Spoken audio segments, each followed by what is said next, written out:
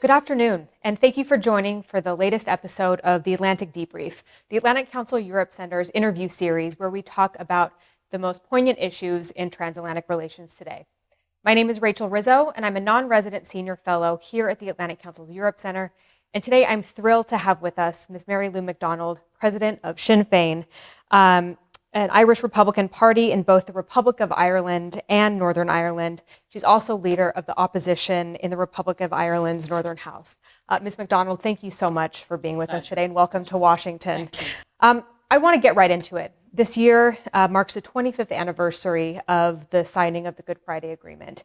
25 years on, how do you gauge the peace process in Northern Ireland? What has worked and what is still left to accomplish?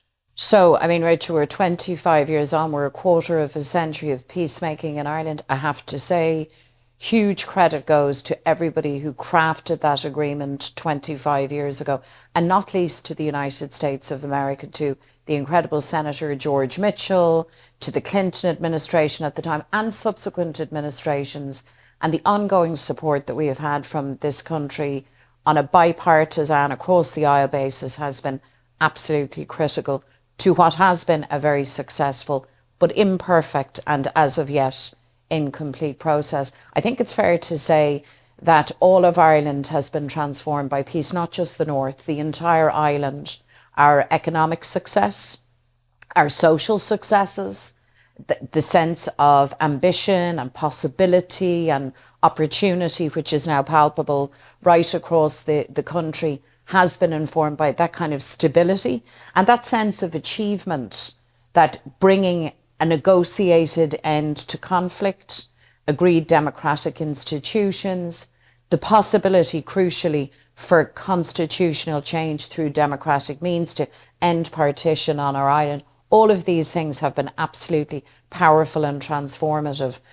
But regrettably, as we meet and as we mark 25 years of the peace process, the institutions of the Good Friday Agreement are down. We have no executive, we have currently no government in the north, 9 months after an election last May. So the job at hand now most immediately is to get government back up and running. There has been an ongoing controversy, as you know, around the protocol, the protections that were achieved for Ireland in the face of Brexit. Political unionism, the Democratic Unionist Party in particular, walked away from the political institutions, and now there is every effort from all concerned parties to get them back into government, because the difficulties that existed with the protocol have now been negotiated out and concluded between London and the European Commission. So there is now no further reason that I can see for unionism to insist that they will not come back to the executive table with all of the other parties and give government to people. I think that's a reasonable expectation in a democratic society. But judging it on the whole, I think we have come a very long distance in 25 years. And remember this, there's now generations of children born on the island of Ireland who have had no experience of conflict, no experience of British soldiers on the streets, no experience of the mayhem and suffering that so many people endured. And that is an enormous, enormous achievement. That is an enormous achievement. Are you hopeful that the government will be up and running? Yes. I refuse to be cynical. I just refuse to be cynical. I think that in these times, optimism, clear-headed optimism has to be the thing that drives us. So can it be up and running? Yes, my colleague Michelle O'Neill is the First Minister in waiting. We have spoken to our team of members of the Assembly. We are ready and good to go, as are the other parties. There's only one party stopping the recall and the formation of government, and that's the Democratic Unionist Party. And I can only hope that being here in Washington, in the United States this week, as we celebrate St. Patrick's Day, and as we await a much anticipated visit to Ireland by President Biden, who of course is an Irishman, that will add a sense of momentum and purpose. So yes, I am hopeful. I am hopeful that right will prevail and that good common sense also will prevail. Now, a common theme here, obviously, is the Windsor Framework. Can the Windsor Framework meet the requirements of the communities both inside Northern Ireland, the Republic of Ireland, and the European Union? What are your thoughts on that? Yes, I think so. And look, it's been a really, really tricky thing. I mean, Brexit was disastrous all round, in my view. But the British pursued it. I mean, people in the north of Ireland voted to remain. Remember that. And we said from the get-go Brexit was going to cause a huge problem for the All-Ireland economy and for the Good Friday Agreement itself.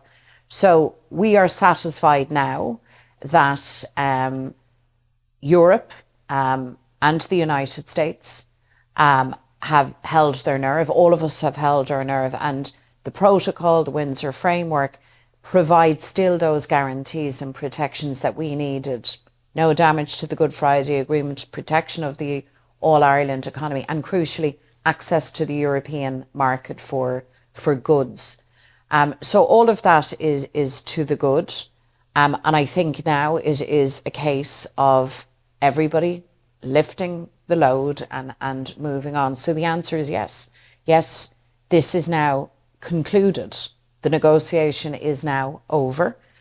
There are elements of the deal that people still need clarity on, including ourselves.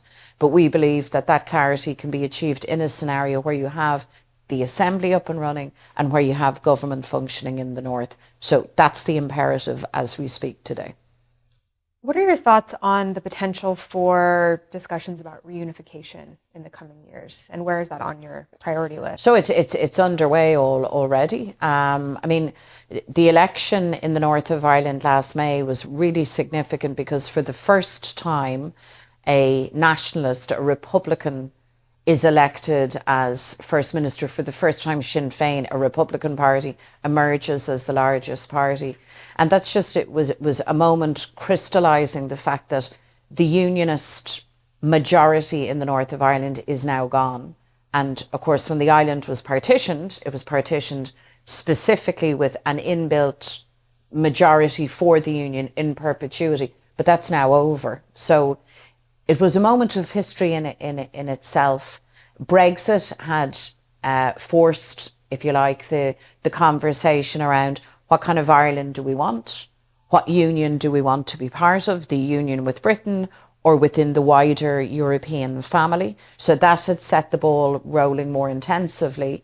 And the conversation hasn't stopped and hasn't gone away. So from my perspective, when we look at the demographics, when we look at the political momentum that's playing out across the island, now is the time to prepare and to talk about a new Ireland, an inclusive Ireland.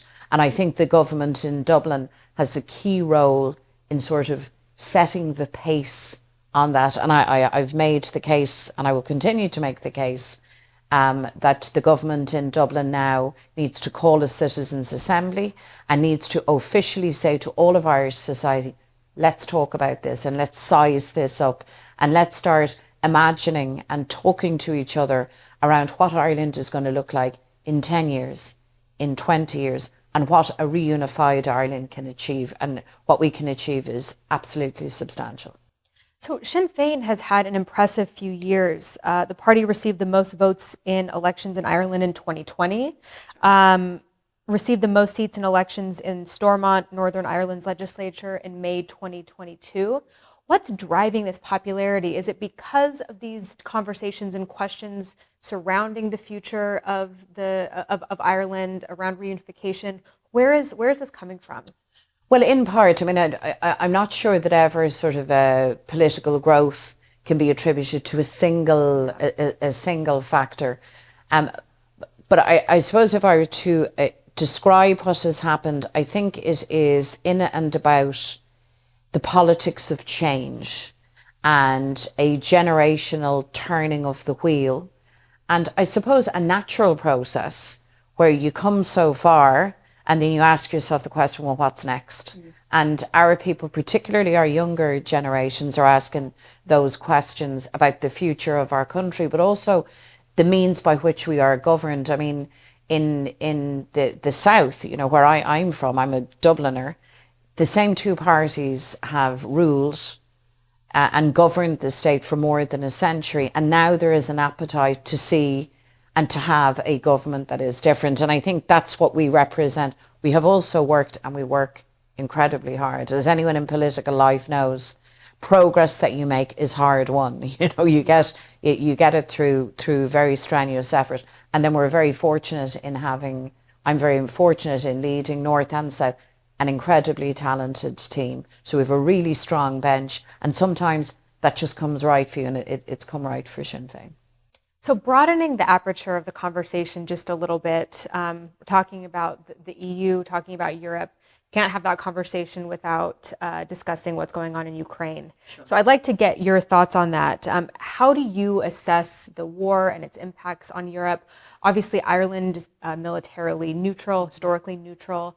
What role do you see Ireland playing here? I'd love to get just sort of your broad thoughts on the state of play. Where do you see this going? Well, firstly, and I think this can't be said often enough, Putin is the aggressor here. I mean, he has flagrantly disregarded the rule of international law, the right of the Ukrainian people to peace, to security, to self-determination, to determine their future. And his behaviour has been roundly and correctly condemned by all right-minded people globally. I'm very concerned that the war has rumbled on. I'm concerned that it can become a very lengthy conflict of attrition. I'm very mindful of the loss of life, Ukrainian lives, Russian lives also,